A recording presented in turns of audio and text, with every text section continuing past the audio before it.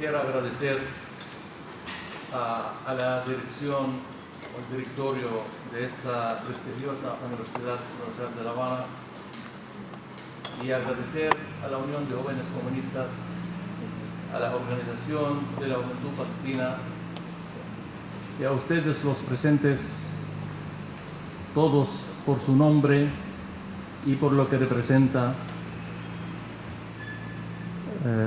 Agradecerles esa oportunidad de poder intercambiar acerca de la situación o orígenes del conflicto árabe-palestino-israelí,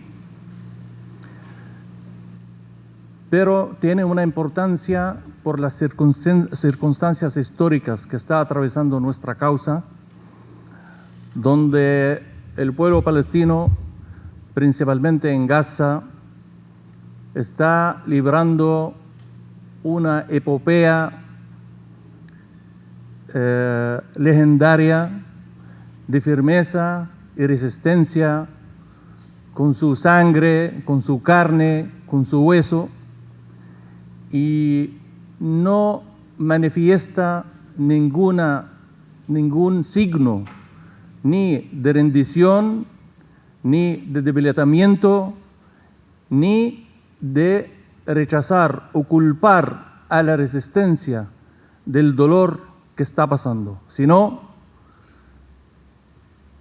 al contrario, ha demostrado y ha manifestado de una forma unánime su abrazo a la resistencia, su convicción de que la resistencia, sea lo que sea el precio que hay que pagar por Palestina, él nunca la va a abandonar y va a estar siempre abrazándola.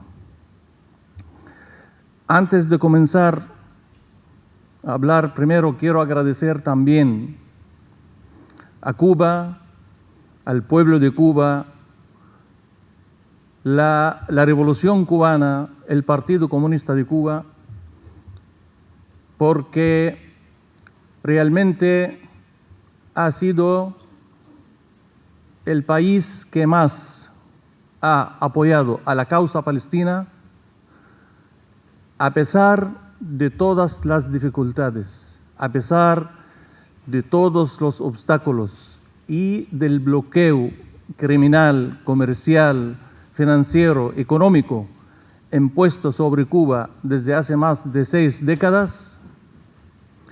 Ha compartido el pan, ha compartido el asiento universitario y de los institutos de educación superior, medio y básico con nuestro pueblo árabe palestino y con todos los pueblos pobres, oprimidos del mundo. Cuba ha hecho lo que potencias no han hecho. Y siempre digo que estamos endeudados con Cuba, estamos endeudados con el legado de Fidel y de esta revolución para toda nuestra vida, y nunca podemos saldar esta deuda con Cuba.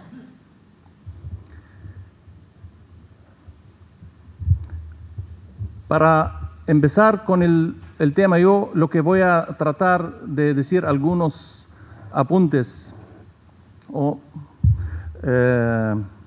tocar algunos elementos principales para después, si hay un debate, creo que podemos ampliar si lo consideran conveniente.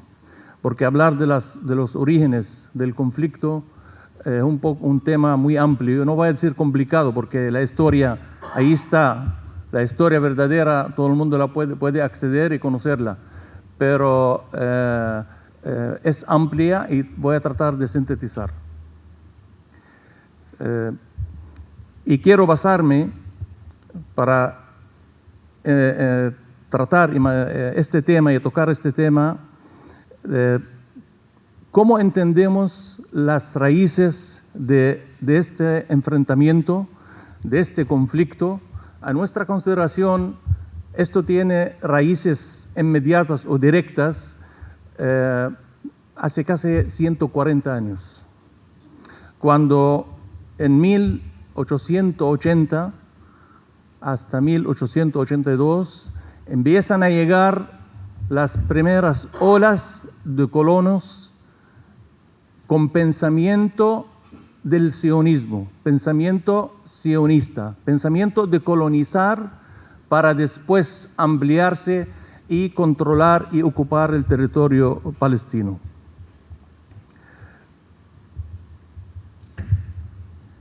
Estos colonos que empezaron a llegar con estas ideas sionistas, y cuando hablamos del sionismo, hablamos de la ideología de la burguesía financiera judía que estaba surgiendo en Europa. Esta burguesía que empezó por el desarrollo económico-social en aquel entonces, en esta etapa del finales del siglo, de la segunda mitad del siglo XIX, empieza a entrar en conflicto con la burguesía europea. Esta idea del sionismo, o las ideas del sionismo, que empezaron a desarrollarse y se cristaliza de una forma organizada cuando se celebra el primer Congreso Sionista Internacional en 1897 en la ciudad de Basel, Suiza, dirigida por el fundador del movimiento sionista, Theodor Herzl. En esta conferencia o este congreso, primer congreso sionista, se declara la formación de la Organización Sionista Mundial.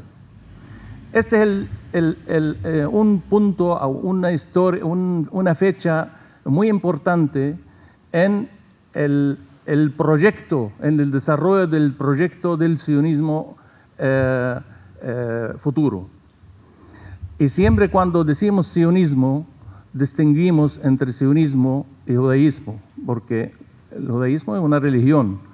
Puede ser judío sionista o puede ser judío progresista antisionista, y tenemos muchos ejemplos en el mundo que están en contra del mismo establecimiento y fundación del Estado de Israel, están a favor del Estado palestino, están a favor de la causa palestina. Después voy a tocar algunos elementos relacionados con este asunto. Entonces, este primer congreso sionista, plantea la hipótesis o la teoría que había escrito Theodor Herzl en su libro Estado de los Judíos. Él lo escribió un año antes de la celebración del Congreso en 1897, él lo escribió en 1896, y habla de la necesidad de crear un Estado de los judíos, y ahí se plantean tres o varios lugares en el mundo, pero fundamentalmente tocan tres lugares. La primera propuesta era Uganda en África, la segunda propuesta era Argentina en América Latina, y la tercera propuesta era Palestina. Y al final deciden por Palestina a pesar de que él era laico, no era religioso ni creyente, pero escogen a Palestina para utilizar los mitos del Torá, el libro de los judíos, usar estos mitos religiosos para movilizar los judíos en el mundo para emigrar hacia Palestina como colonos para el desarrollo de ese proyecto. Ahora, este es un primer eje que tiene muchos detalles, uno puede después regresar, indagar y desarrollar, pero estos intereses del movimiento sionista que surgen a finales del siglo XIX de una forma bien precisa, que es trabajar para la fundación del Estado de los judíos en Palestina, se encuentra y coincide con los intereses colonialistas británicos. Es importante saber de que realmente si no fuera por Gran Bretaña o el Imperio Británico, nunca el proyecto sionista podía haberse desarrollado y haberse logrado sus objetivos en Palestina. Yani nosotros consideramos que el colonialismo británico es un enemigo del pueblo palestino y los pueblos árabes, igual que lo que es el sionismo. Y por esto ahora vimos cómo han sido los británicos, el gobierno británico, el primero que apoya a los norteamericanos para salvar y tratar de proteger al Estado de Israel. Ahora, el interés colonial británico, que empieza a surgir también a finales del siglo XIX, tenía sus antecedentes, pero lo puedo resumir en 4 factores. El primer factor que moviliza ese interés, que lo lleva a coincidir con el proyecto sionista, en primer lugar, el interés de Gran Bretaña de controlar la zona del cercano Oriente. Para eso, esas ideas o estas convicciones empiezan a surgir a partir del siglo XVI, pero después se desarrollan más y se fortalecen cuando ocurre una transformación o evolución del capitalismo hacia su fase más superior, que es el imperialismo, y el surgimiento del monopolio y la fusión del capital financiero con el desarrollo de las industrias, y empieza a aparecer lo que es la exportación del capital y la división de los intereses y control y influencia entre las colonias. El segundo factor, claro, un punto muy importante, cuando hablan del cercano Oriente, el lejano Oriente, porque Gran Bretaña se consideraba el centro y los demás, se hace la referencia. ¿Hasta qué punto están las expresiones que después la gente lo toma como algo natural? Pero tenemos que tener una visión crítica. ¿Por qué tú consideras el lejano Oriente o eres el centro del mundo? Y los demás, el más cercano, el más lejano, etc. El segundo elemento, el segundo factor, es el debilitamiento del Imperio Otomano, que controlaba en nuestra región, y el interés de Gran Bretaña de que si este imperio cayera o se desmorone, el control del estrecho del Bósforo puede caer en la mano de la Rusia zarista. Entonces, ese temor que le puede impedir el libre movimiento comercial hace que este factor también lo tengan en cuenta para tratar de controlar esta región. El tercer factor es el temor de las aspiraciones del Imperio francés. El Imperio francés tenía intentos con la campaña de Napoleón Bonaparte de controlar Egipto y controlar la Gran Siria. Entonces, si llega a controlarlo, realmente también va a ser un factor que impidiera el libre movimiento de comercio de Gran Bretaña con la India, que se consideraba como la joya del imperio británico. El cuarto factor, es importante ese cuarto factor, hasta qué punto son son pensamiento colonialista y racista. La preocupación por el intento de Muhammad Ali en Egipto de extender su control y construir el primer Estado árabe moderno que incluya a Egipto, Gran Siria y que se extienda hacia la zona de la península árabe. Entonces, el control de esta zona, claro, esto pretende la unificación de los países árabes o donde viven los árabes que hablan con el mismo idioma, tienen la misma cultura, la misma historia. Esto para Gran Bretaña le preocupaba y por eso han intervenido junto con los otomanos, porque los otomanos también le preocupaba, ya que este proyecto de Muhammad Ali llegaba hasta el sur de Turquía. Entonces, colaboraron los británicos y los turcos para obligar a la tropa de Muhammad Ali a replegarse y regresar hacia Egipto. Estos 4 factores han jugado un rol importante para que Gran Bretaña considerara de que la creación de un Estado judío en Palestina está dentro de los intereses del colonialismo británico.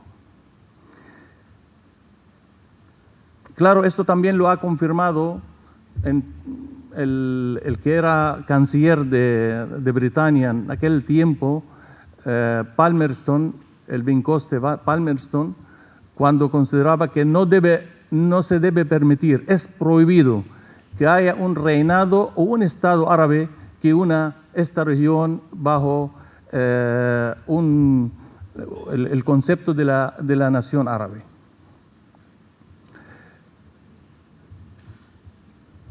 Uno de los fundadores del movimiento sionista, que se llama Nahum Sokolov, y se consideraba en aquel entonces el historiador más importante, consideraba que la necesidad de Europa de salvar a Turquía, el Imperio Otomano, del proyecto de desarrollo o construcción del Estado Árabe Unido,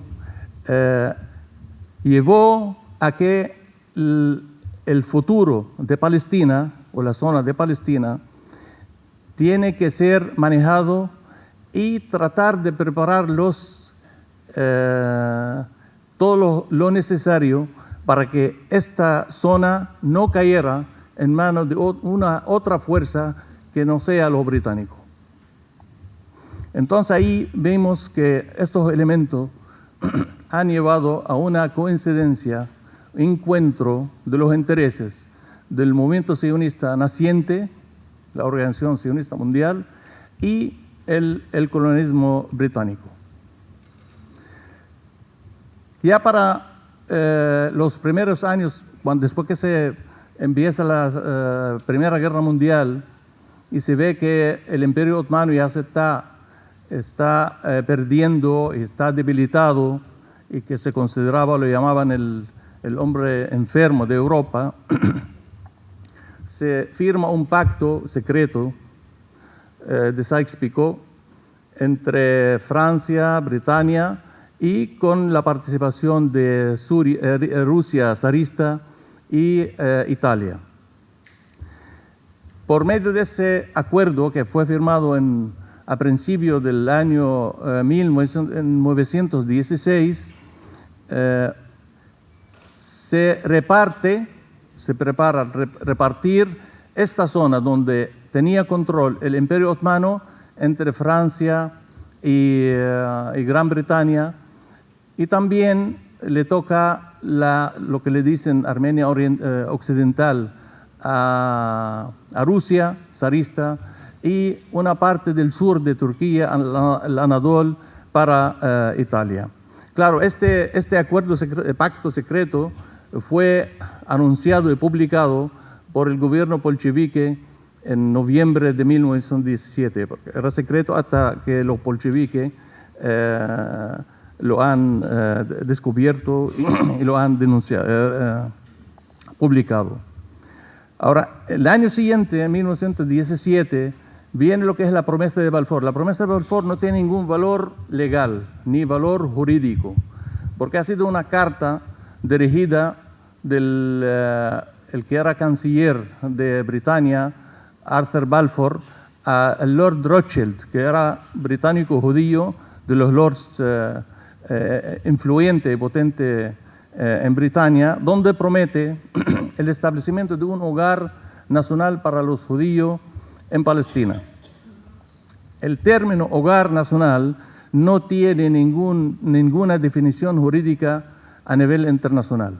Era una forma de enmascarar ese proyecto de engaño que pretendía, ahí no mencionaban el término o la palabra Estado, sino hogar para los judíos, y incluía de que no iba a afectar los intereses las otras, los otros componentes que vivían en esta zona.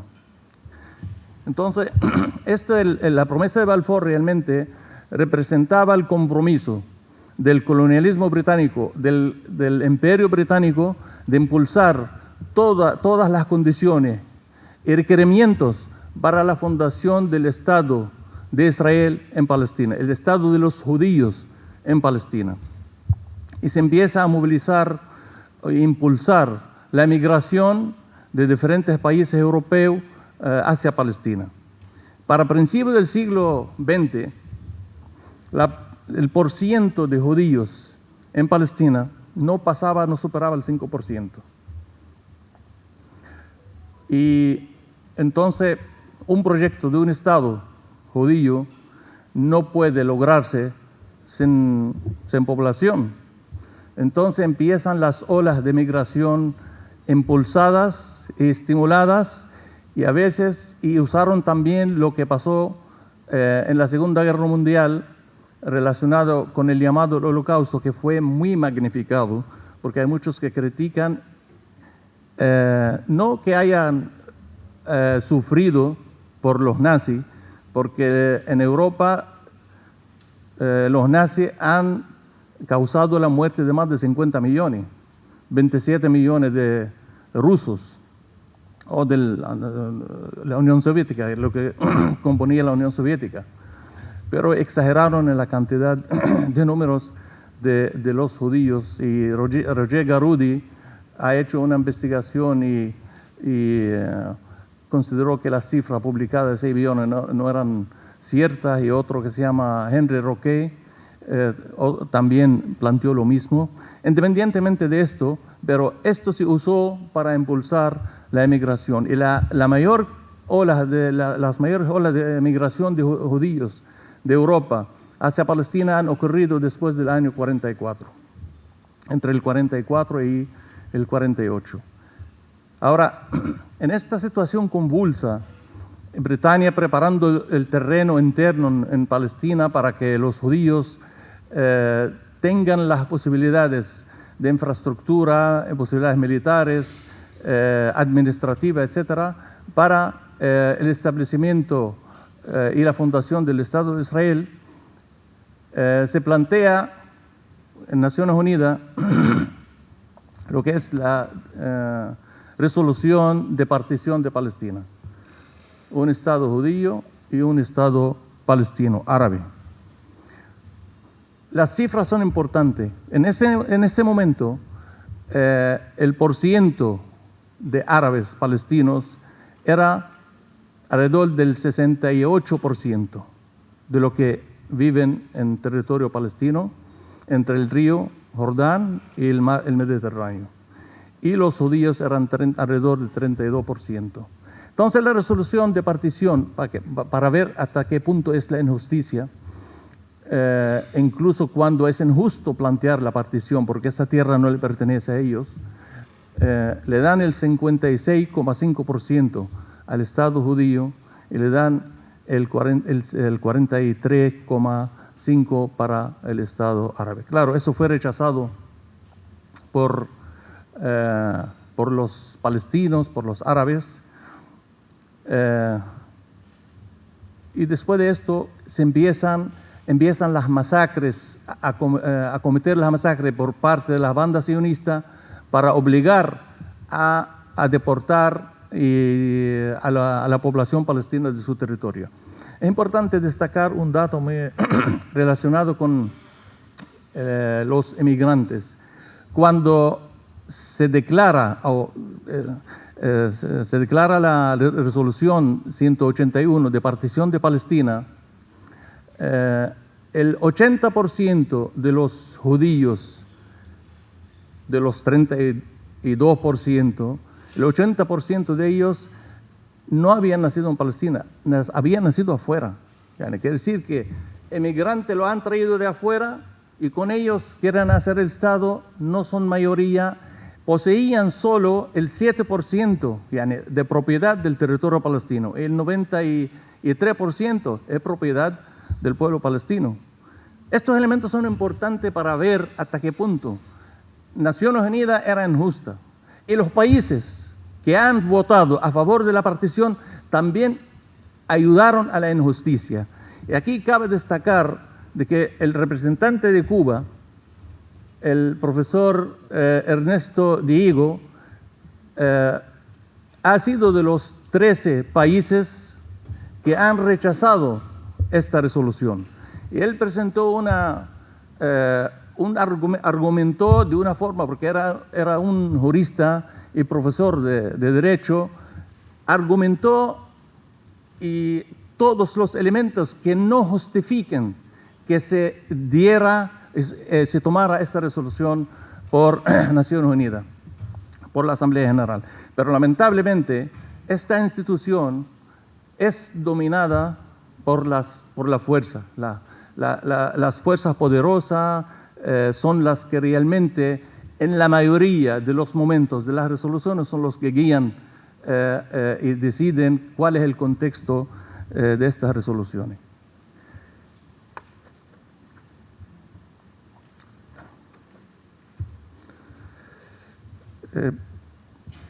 El tema, cuando hablamos del... A ver, el tiempo, no quiero pasar. Cuando hablamos del conflicto, estos antecedentes dejan bien claro que realmente el pueblo palestino tiene derecho en la tierra palestina desde el Galilea hasta Negev y desde el río Jordán hasta el Mediterráneo. Y cuando las Naciones Unidas toman una decisión, hay una resolución también de la Asamblea Nacional del 194 del derecho de retorno de los palestinos, es el retorno, la mayoría el retorno al territorio ocupado en el 48, que es el 78% del territorio palestino.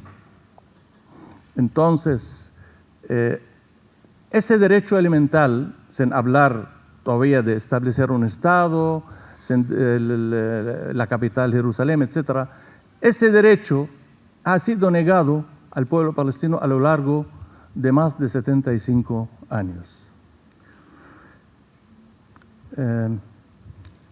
Quiero destacar que todos los mitos, que realmente mitos religiosos, en los que se basa el movimiento sionista para fundar su proyecto sobre Palestina, han sido desmantelados por muchos historiadores. Pero lo más importante es que ha sido desmantelado de una forma científica por historiadores, arqueólogos y expertos en ciencias sociales de origen judío, que han desmantelado. Por ejemplo, el libro de Elam Babey, que habla de la limpieza étnica, describe el Nakba del 48, y dice que uno de los libros que él editó lo nombra la limpieza étnica que en Palestina. Otro, Shlomo Sand, tiene varios libros, pero hay dos libros muy importantes. Uno se titula La invención del pueblo de Israel y lo otro, la invención del Estado de Israel. Y considera que es un invento que no tiene fundamento ni histórico ni basado en ningún dato que justifique esto. Otro arqueólogo se llama Zaif Herzog. Sabe que el tema de las cavaciones y búsqueda arqueológica para buscar realmente ruinas que demuestren la historia de los hebreos en Palestina se lleva trabajando hace más de 80 años. Y Herzog trabajó más de 40 años en este tema y dice, no encontramos ni un solo ningún elemento que demuestre que aquí había ni templo, ni que había una civilización hebrea, ni que había un éxodo de Egipto hacia Palestina. Entonces, estoy hablando de hombres científicos que eran profesores en la Universidad de Tel Aviv, o sea, en la Universidad de Haifa, que desmantelaron la mentira, la gran mentira del movimiento sionista y la gran mentira que es adoptada por el colonialismo británico y también el norteamericano después de ello. Entonces, estos elementos son muy importantes para realmente juzgar y ver hasta qué punto la mentira es el arma y la justificación con la cual el sionismo, el colonialismo, trata de justificar sus acciones, su ocupación. Y nosotros en los tiempos que vivimos somos testigos de las mentiras más absurdas y asquerosas cuando acabaron con Irak por tener armas masivas. Y al final se descubrió que no tenía nada. Después que han desmantelado un Estado, han causado la emigración, el destierro de millones de personas, la muerte, el desastre de un país. Y lo que han hecho con Siria, lo que han hecho, y ahora lo que están haciendo con Palestina, es asesinar a niños. Hoy la cifra, ya todo el mundo sigue la noticia, no es nada nuevo, pero es para completar la lectura, que cuando ya van por más de 10.000 mártires, la mitad son niños y la otra mitad son ancianos, mujeres, bombardear a hospitales, bombardear a panaderías, bombardear a escuelas. Y delante es un crimen, genocidio televisado.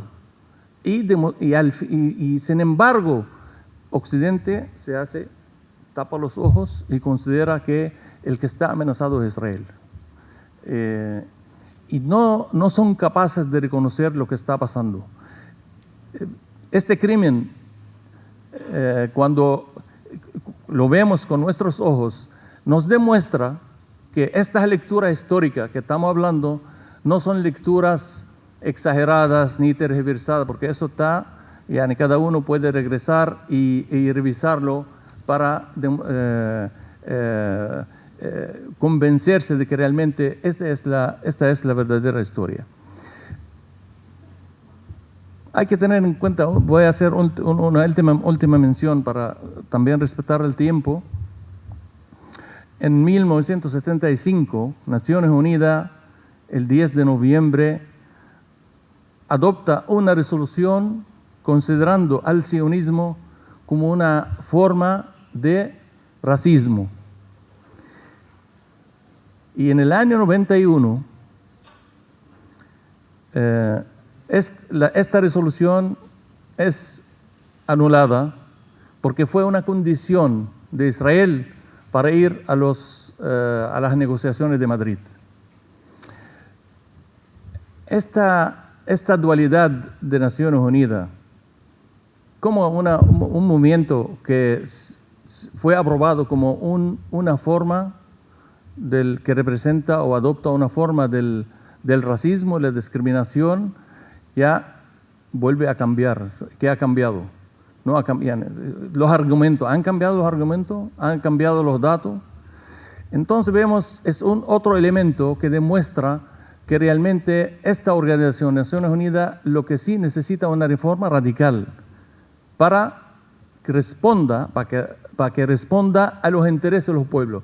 La última resolución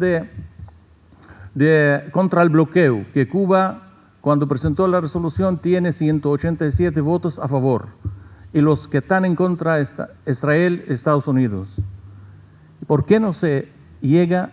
Es la opinión del mundo, es una votación del mundo a favor de levantar bloqueo. ¿Por qué no se levanta? Entonces no se respeta al mundo en esta institución.